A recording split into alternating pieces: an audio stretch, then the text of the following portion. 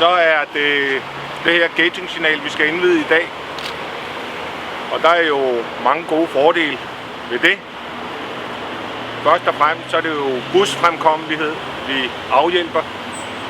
Og der vil vi godt sige tak til Vejdirektoratet og Movia og regionen, der har bidraget med 75% af finansieringen for at få deres busser hurtigt igennem her. Det giver også nogle fordele for Glostrup Kommune, fordi vi får øget trafiksikkerhed. Vi får vores fodgængerovergang her over Ringvejen, så vores borgere kan komme sikkert over. Udover busfremkommelighed og trafiksikkerhed, så er der også en tredje fordel ved det. Det her vejstykke af Ringvejen mellem Gammel Landevej og Hovedvejen er det mest trafikbelastede i Glostrup Kommune.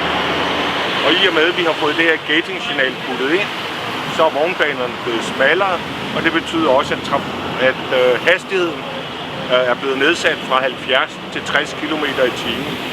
Og en hastighedsnedsættelse er en af de væsentlige ting, når man skal nedsætte støjbelastning. Så Glostrup Kommune får rigtig mange gevinster ud af det her.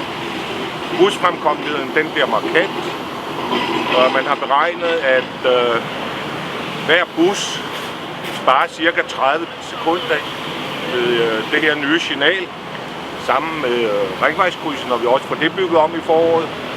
Og med 200 busser igennem krydset i døgnet, der svarer det jo im og væk til 600 timer om året. Så alt i alt en gevinst for busfremkommelighed og byens borgere. Men det er smadret koldt, så jeg synes, at vi skal se at komme videre og få tændt det her signal. Så vil jeg godt tænde signalet, og det gør jeg ved at trykke her. Og nu skulle signalet så køre. 2 gange.